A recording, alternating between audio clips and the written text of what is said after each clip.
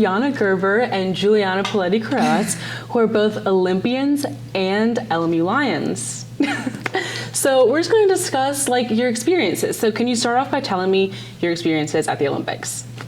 Yeah, we both had totally different experiences. I went to the Olympics during Tokyo 2020/2021, but still called Tokyo 2020, and it was during the pandemic, which was such interesting time. So my Olympic experience was totally different to hers. We weren't allowed to leave the village, and we had a lot of restrictions and had to do COVID testing every day. But overall, the competition was still the same, and we still stayed in the village, and we still had a lot of the same experiences, but just in a more isolated time. And I don't know. Yeah, I feel like for me it was more open. Yeah, we could leave the village. A lot of sports were pretty far away, and I had my mom and my sister there, and I saw them a bunch, so that was nice. And then I have a fun fact about beach volleyball. So I think this was the first Olympics that the stadium filled up from the first game. No way. Mm-hmm. Really? Yeah. Wow. Not even London. London was very full. But yeah, I think Paris was the first one because it was so iconic. It was right next to the Eiffel Tower, so it makes sense. But yeah. That's crazy because we had no spectators. Not one single spectator. Well, that was really cool to hear. Do you guys both have a standout memory from each of your experiences? Oh. Highlight? So I never really played against Brandy Wilkerson and Melissa Humana Paredes from Canada, and it was always my dream to play against them. Brandy has been my idol for years, and Melissa as well. And they were actually in my pool. So I played them, and I just gave them a little. My aunt, she makes jewelry. Oh, cool. And she gave me some to give it to, I don't know, friends and people that I met and stuff. Kind of like the pins, but just a little different, a little personalized. And they're handmade, and they're very traditional from back home. So after the game, I just gave it to them, and they both hugged me, and I was like, oh my god, I actually played against you guys. Cool. Yeah, I think my most memorable moment was definitely the opening ceremony. It was iconic. I just remember you're in your cute little outfits, and you're we walked into the stadium that was empty, but it was still really cool. We walked in, there's a lot of music, and they did it really well. That felt there were a lot of people in it, but it was just the athletes basically and the officials.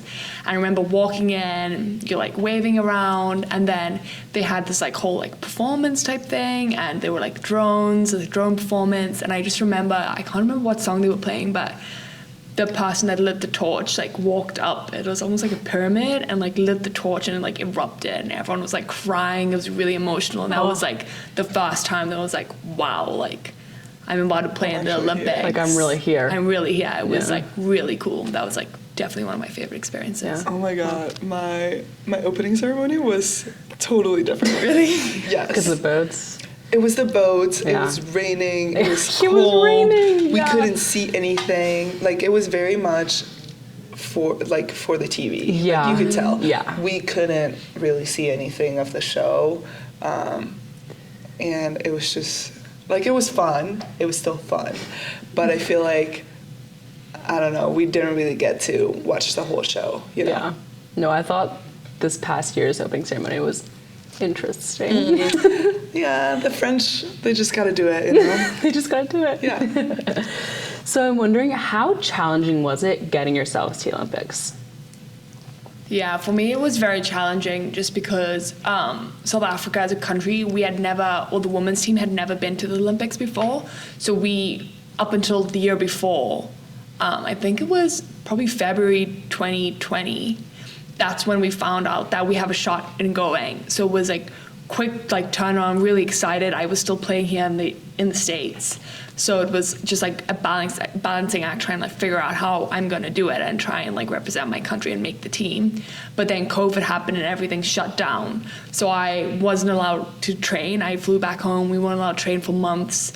So for me, the most like challenging part was my country, we self-fund everything, so we don't get a lot of support from the government and our federation. So it was trying to get fit as quick as I can, trying to get my water polo skills up and just start getting ready back into the water polo mindset by myself. And I live in a smaller city in South Africa, so it wasn't the easiest. I had to move away to go train with other people that were in the Olympic squad to just like get like water polo back, because it is such a team sport and we need to have multiple like people to actually like simulate and train. So I think definitely the preparation I had, just like getting out of like the COVID rut into like the elite athlete rut was like a quick turnaround, and it was just like really challenging to get myself where I needed to be. I bet. For us, it was also really hard. We were also the first Paraguayan team to ever make it to the Olympics for beach volleyball. History.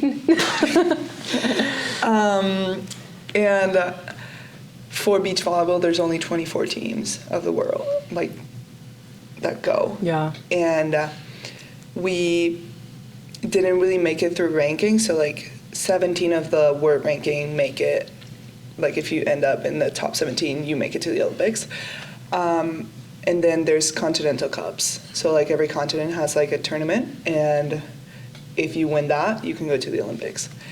And our final was against Argentina, and one of the girls, or a woman there, because she's not a girl anymore, she went to 3 Olympics already. So she had the experience. Right. And we were definitely the underdogs.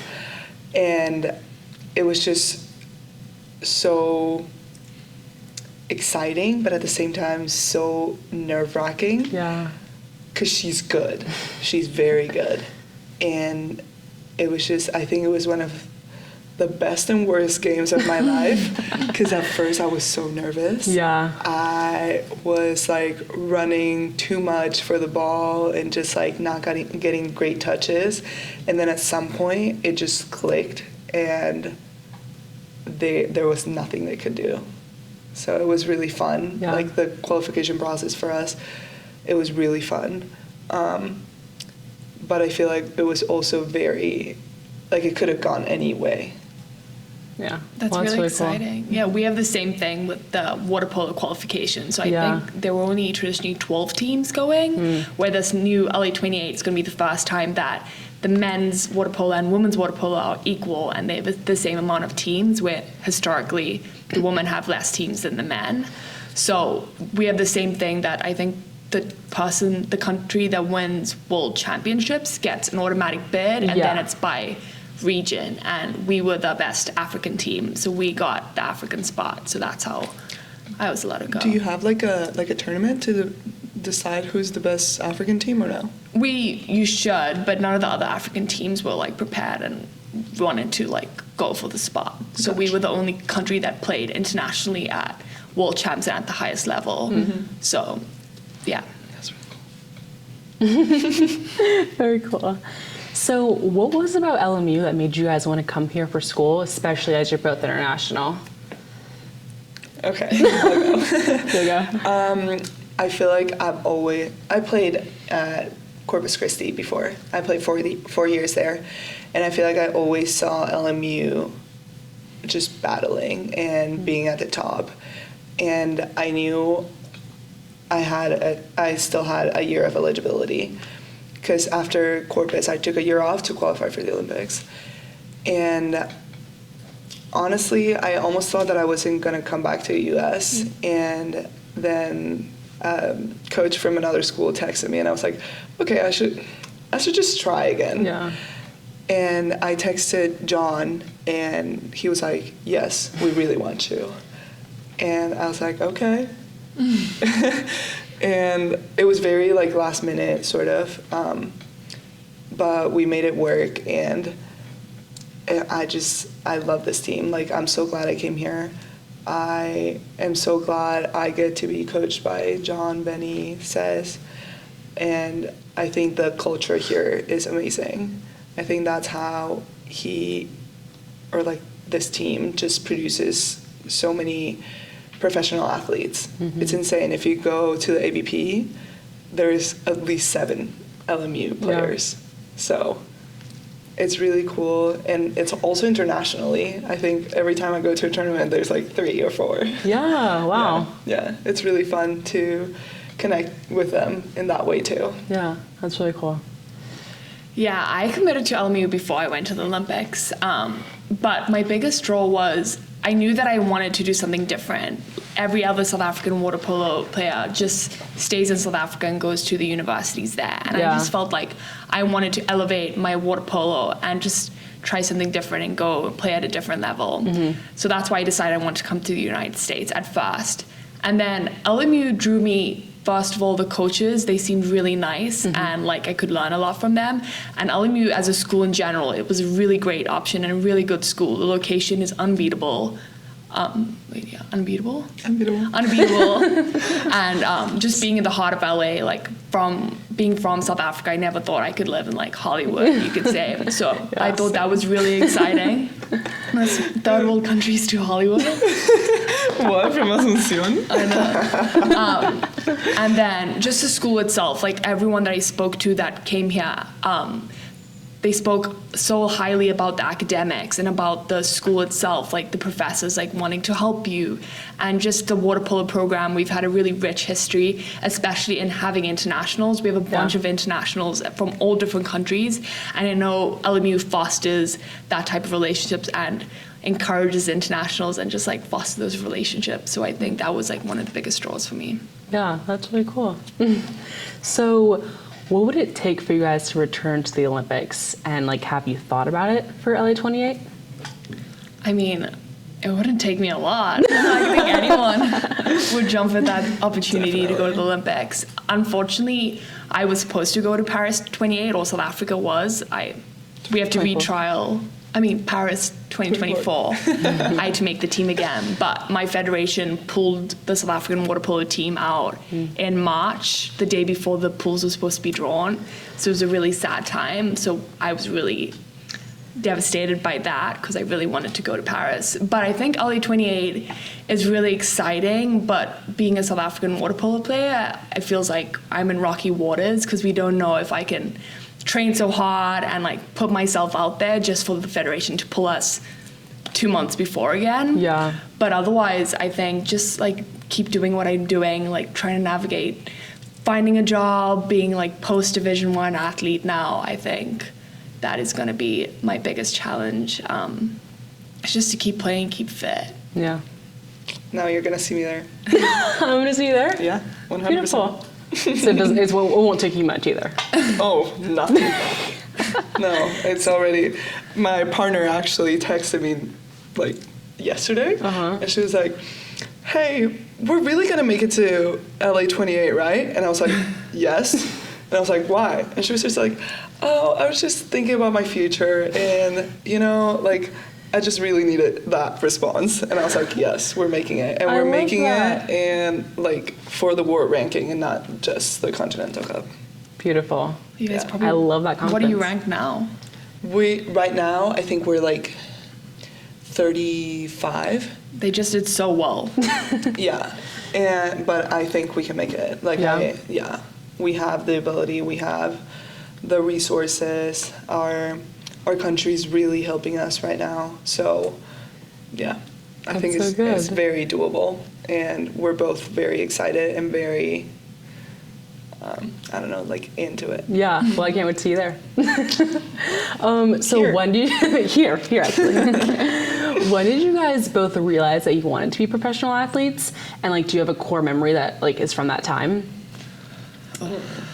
I feel like I was always a sporty girl. I feel like I played every single sport you can imagine. I was in my national team for field hockey, for handball, for volleyball, and for beach volleyball. My mom was always just like encouraging me to do it. But I think also, like, I had the dream to come and study in the U.S. Since I was very young. Oh, really? Yeah, and that's why I think, because I was choosing between handball and volleyball. Oh. Yeah, fun fact. And I actually, like, I also loved volleyball, but I chose also volleyball because that could open a door to come here, sort of. And Because we're not handball. yeah, there's no handball here. That's funny. Yeah. So I feel like that just drove me to give it my best and, like, get recruited here. But I just always wanted to be a professional athlete and play against the best in the world and make it to the Olympics. Yeah. And You now did. get a medal. Yes, this time get a medal. Yeah, I think it's different being a South African athlete. Like water polo player, we're not classified as professional because we still self-fund everything. So every tournament that I've been on, except the Olympics, which we thought we were going to self-fund until right before. So that's a bit different. But I was also, like, so sporty growing up. I swam, did open water swimming, did surf lifesaving, everything in the water I was involved in.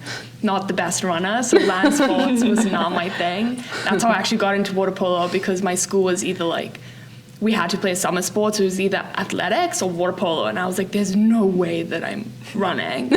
So definitely water polo. So I started playing in 8th grade, which is like freshman in high school technically. Okay, so you guys have 4 years. 5 years. I was 15. 5 years of high school? Yeah. 8th, Oh, that's 9th, what I meant. 10th, Yeah, 11th, 5. 12th. Okay. Yeah, we have 5 years. Yeah, but it wouldn't be freshman then. It would be... I mean, but I'm still, like, the youngest in the high school. It's a freshman equivalent, like, you're the youngest in the high school. Like, freshman, sophomore, junior, senior, grad. What do you guys call them? Oh, so 8th grade is freshman. Yeah, well, we don't call them freshmen. We just call them, like, grade 8. We're in grade 8. Gotcha.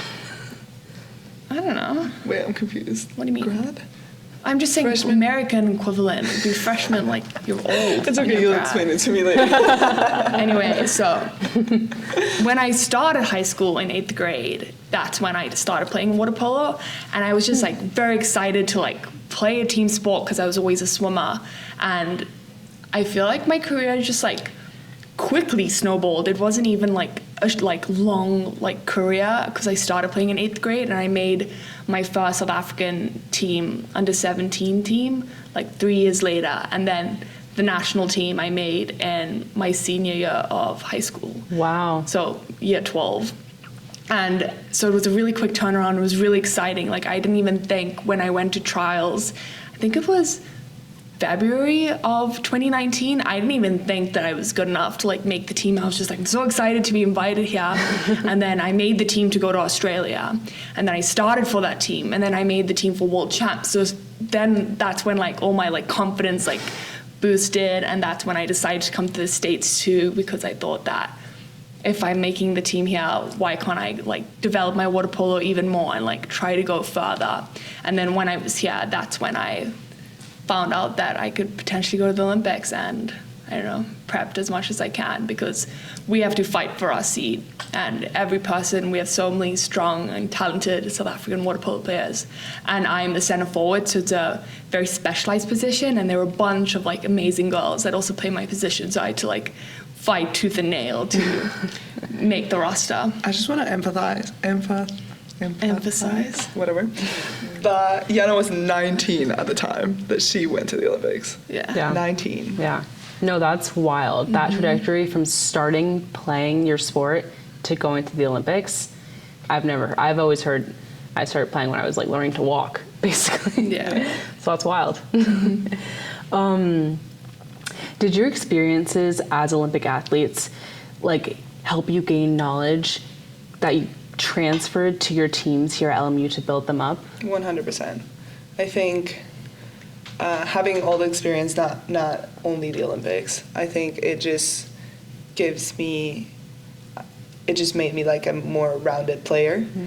And I think there's a lot of young girls here that can't or don't really get to have all the games that I played. Yeah. So I think just trying to give them as much as I can is really good. And I'm also playing with a younger player, so I think just like having the experience of playing with someone that really has played like in the highest level of beach volleyball, I think it's really good. And I know from past experience, because like I was 17 and I was playing with like a 30-year-old that was playing for Paraguay a lot, everywhere, South American championships, world championships, and it just helped me grow so fast. Yeah. You know. Yeah, I think, like you were saying, there's so many young girls in your team here. When I came to LMU, I was that young girl that just came from the Olympics, like basically coming to LMU again because of the like COVID years. But I think that I learned so much at the Olympics, just being in a team with so many diverse people, from a lot of players from all over the country, I was one of the youngest. So just like learning from experience, just learning from them, being a sponge and sucking up as much as I can, just from being in a team with so many like diverse people, I think definitely helped me when coming to LMU, just to like navigate like team cultures and just that environment. But NCAA water polo is very different to World Aquatic water polo, which is what we played at the Olympics. So Like I think rules-wise? Yeah, rules-wise, it's pretty different. I would say, like, the basic is just, like, the more international is very physical, where they're a little bit more strict on the physicality here in NCAA. So that was also just a big navigating, how do I bring my skill set and teach my teammates my skill set, but still conforming to, like, the NCAA rules. But, Yeah. yeah. Wow, it's really interesting. No, yeah, I agree. Playing with somebody who's better than you makes you so much more better. Yeah. So much better quickly. Yeah. So what does it mean for you guys in your last year of being collegiate athletes? I don't mean to make it emotional. You're breaking my heart here. What does it mean to go into your last last two games? Oh, we just spoke about this. It's really sad but really exciting at the same time. We have such a good team, and I think I'm gonna miss like the team dynamic, because beach volleyball in reality is very much like an individual sport. You have your partner, but it's really your partner and you. Like there's not that much like teamwork. Yeah, it's really sad. But I think we're gonna make the most out of it, and I think all of us know that we can win a national championship. So that's the goal, and that's what our focus is on. Yeah. I love that. Yeah, it's definitely very sad. Like, I've been on such a long ride here at LMU, so this is like my second home. Yeah. So leaving, it's really sad, and I've made so many great, amazing friends here at LMU that I'm gonna miss I know I'm the best. a lot. But especially going into the next few weeks with my senior day coming up in like 2 days, it's just like making the most of the opportunities, like you said. Like, I'm gonna miss like the small team little dynamics, like us running into the locker room or like getting changed and us like, you know, like trying to anticipate and guess if we're gonna have a swim test today. Like, well, just like little things, like I'm gonna miss so much. And I do think nearing the end of my career, I still do think that I'm learning so much from LMU, and every game I'm doing something different and just getting better, which is so exciting that even though I'm ending my career, I'm like ending it on a high and still learning so much. So it's still like exciting, and I'm just trying to like make the most of like every single last game I have is to get better and still build on my skill set. Yeah. Wow. Okay. Again, sorry. I did not mean to make it sad. It's okay. Our coaches yesterday, they said we have 8 practices left. Wow. Wait, 8. really? Yes. That's little. It's so little. When is your NCAAs? Because like we play Friday, Saturday, and then we play next week Thursday, Friday, and then we travel for NCAAs on When is Wednesday. the tournament? Like The dates? May 2nd to 5. So we have conference tournament next weekend, and if we win that, we go to NCAAs on the 10th. Oh, it's on the 10th? Yeah, so it's like 2 more weeks. But yeah. So But it's either. you had some like off weekends too. We didn't really have any off weekends. May came fast. It's Yeah. crazy. Make them There's really fast. 3 more weeks. That's wild. They always say that. They're always like, oh, when you're a senior, they're gonna like, the day's gonna fly by, and you're like sophomore, you're like, oh my gosh, like, what do you mean? I'm like dying in the pool right now. Like, This feels so long. summer can't come sooner. And now when I'm there, I'm like, oh, No, seriously. Like, it was yesterday that we sat next to each other in class. yeah, It was literally yesterday. And Like the first day? You can't tell me it Yeah. wasn't. I'm not going to tell you that. Yeah. and we just started like whole week when we started training, like beginning of Oh January. my god. I was Yeah. like yesterday. Yeah. 20-hour weeks. Crazy. Yeah. Insane. Insane. So, with your experience, both now at the end of your collegiate career and being Olympians, do you find yourselves in a leadership position on your team with the experience that you have? Yes.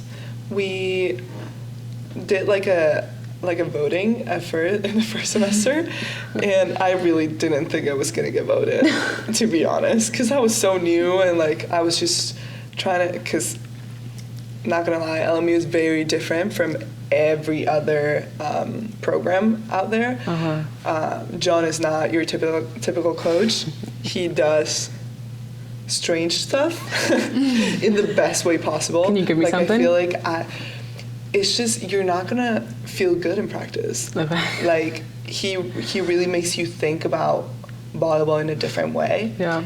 And he really wants you to, he calls it find the Goldilocks. Okay. So like for example, in your serve, he is gonna make you toss like really backwards and like try to get it in, and then toss really forwards, or toss really high and really low, and then just find like the in between that is really good for you, you know? Yeah. So he's not so much, there's a lot of programs that are like, this is the way you do it, and that's the only way to do it. But he is totally different. He's like, it's your volleyball, you do whatever works for you, sort Yeah. of. And yeah, in our practices, like, he makes us think about a lot of things so that volleyball is easier. Yeah. Like when you just play, Yeah. you know? Where was I going with this? Leadership. Oh, okay. Yeah. So I was just very lost and very like trying to figure out practices and figure out the girls too, because I was so new. I didn't really know anyone before coming in here. And I was voted and I was like, okay, like how is this gonna go? But actually we have like a committee and there's 4 of us like in the leadership group.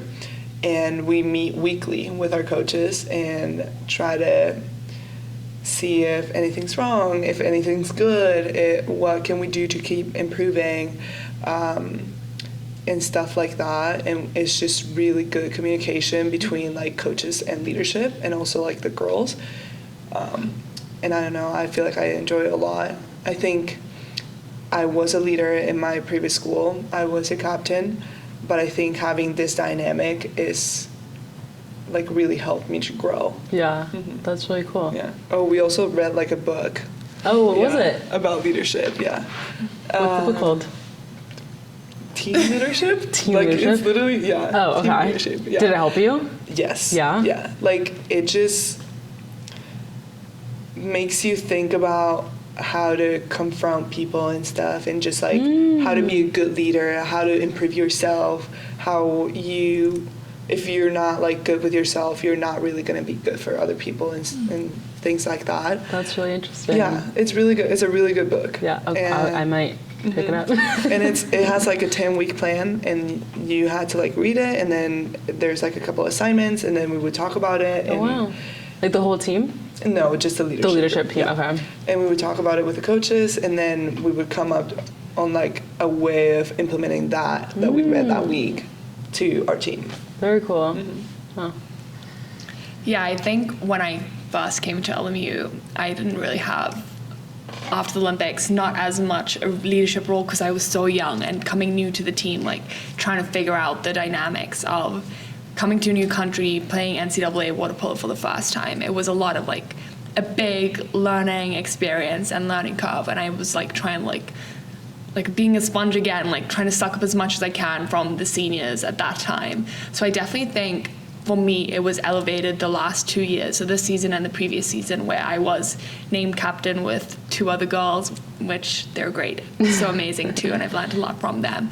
But those last 2 years is just trying to like instill and teach the other girls, especially the incoming freshmen and just the younger girls, experience we've had, and just like instill the values and like just what our team is all about, because that's what we want to do. We want to leave a lasting like value, culture, and reputation for our team. So just trying to instill that and teach them everything that, like there are a bunch of younger girls that play my specialized position, and something that I don't even think about anymore, like they don't know. So just like trying to like, like now being the sponge, just like squeeze out all the knowledge that I have and like try and leave it for like the girls so that they can one day like do the same thing. But I thought it was very interesting that I played February last year. I went to Doha, which was World Champs, and that was the qualifying basically to go to Paris 2024. And that was one of the first times since Tokyo that I had played on the proper national team again. So I played with a lot of the same girls that I played with in Tokyo. And even though it was only like 2 years different, I felt like going back into that team, I had a more leadership position just because I've grown so much as a player. I learned so much here at LMU, and bringing in a different experience compared to the girls that stayed back home, where I guess you have a lot of the same coaches and a lot of the same styles, where transitioning to NCAA water polo, where we're watching film, we're journaling, we're conditioning and playing so many high levels, I brought a whole different experience to the national team, which a lot of people were so eager to hear about and just like suck up my knowledge. So that was really exciting, going from like the 2-3 years difference from the Olympics to like almost the same team in Doha, just how I had evolved and changed and like become a leader on my national team just because I have like learned so much here at LMU. That's really cool. Yeah, your like level of diversity with your knowledge is just so much more now. So that's it for my questions. But I want to know, can you give me both one like Olympic fun fact that us watching from TV wouldn't know? Does it have to be PG? PG. I don't know. I mean, no, I was just saying at like Tokyo, there was like people try to like do a lot of like sneaky fun things because we're like all like in the village. Like there was a whole field where like every night if you were done competing, you just like go and like meet a bunch of different people from other countries, and like people are like casually nonchalant walking with their gold medals around your neck, and you're like, oh my god, like I didn't win a medal, and it was like really cool like seeing like people like casually just like walking around. That's why I was like kind of PG. So I was asking, are you trying to say something PG? I don't really know what PG means. Parental guidance. Okay. It's like the TV show is PG. Okay. This is not really PG, but like Should we they say gave the us. story? Yeah, I think that would be good. Okay, so we cut the rest. What do you say? What was the question? Okay, yeah, I'll do it again. Okay, I'm gonna tell mine before you start again. They gave us like a Corona bottle with our name engraved in it. That's not PG. Alcohol. That's not PG. And that's why I'm telling you before she says. Oh, okay. And it was like golden, so it was like it didn't really have beer in it. Okay. It was I wonder, all metal. did It was so heavy. Corona like sponsor? Yeah, I think so, Oh, okay. Interesting. You still have it? Yeah, I have it at home. I don't have it here. Yeah. That's so funny. Repeat your question. Do you have different answers you want to say? What was the question again? Like An interesting thing about the like fun fact about the Olympics that we wouldn't know? I'll say the pin. Yeah. Oh, because that's not very well known, the pin thing, right? I don't think so. Oh, yeah. Okay, sure. Okay, so lastly, I want to know, do you guys have a fun fact from the Olympics that us watching from TV wouldn't know? I definitely think with the rise from my Olympics to your Olympics, there was a big rise in social media, and a lot of athletes were sharing a lot of things. So you probably know or have seen a video about it, but this is my South African pin, And this is my favorite thing of something that I thought was really cool and different from the Olympics, that each country gets given these pins and you get to trade with other countries, and each country has a different pin and they have different themes, and it's really cool, and you just collect them from different people. And we have our accreditations, which is basically your access to get into the village or like go to the dining halls, so that you like pin them on basically with all the different countries, so it ends up being really heavy. But that's like my fun fact, that was like probably one of the most fun things, is just like interacting with so many different people and countries, and like it also gives you like an in to talk to people, you know? So you're like, hey, you want to exchange pins? And then you start like talking to them. So it's a really good like just like to break the ice sort of. And you were really cool in the Olympics if you had it like full. Like really cool. Did you get yours full? Yes. Okay. Not as full as other people. Because people are crazy. Yeah, it was insane. But also like my country only gave us like 25 pins. Yeah. Okay. So yeah, that's the downside of being like a small country, let's say.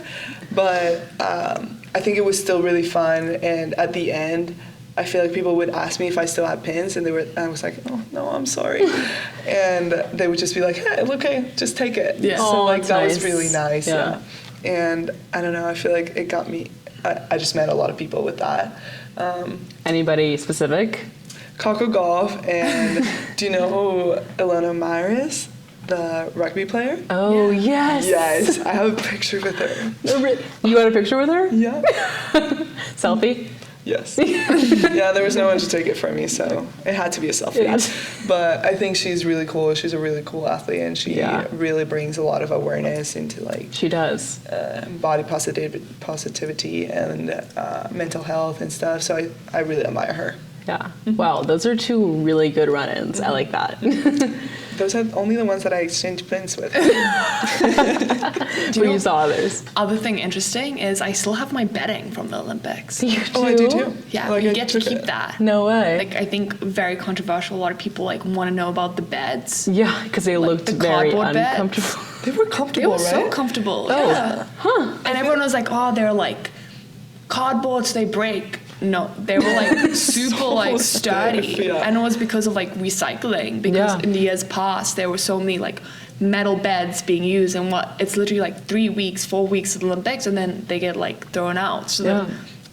the like cardboard frames were like really great because they got recycled, and the beds were so comfortable, and we got like, it's like almost like a sleeping bag. It's kind of like a sleeping bag, but not in a sleeping bag, you know, like, you know what I mean? Bedding, yeah. Yeah, but it came in, anyway, so the bedding with like our special like Tokyo 2020 logo, and it was so cool. Oh, You get like really? a bag. That's why I call it sleeping bag, because you get like a bag. Oh, to and put we, it like, all rolled in. it in. Oh, okay. And I still have it. Oh, wow. Wait, did your bedding say Paris? Yes, I Oh, took really? mine. Yeah. It's at Paris. I've never used it since, but I haven't still either, have but it's it. really cool to It's have. so cool. I feel like I would put it, if I ever had like a guest room, I would put it there. Oh, no, you wouldn't.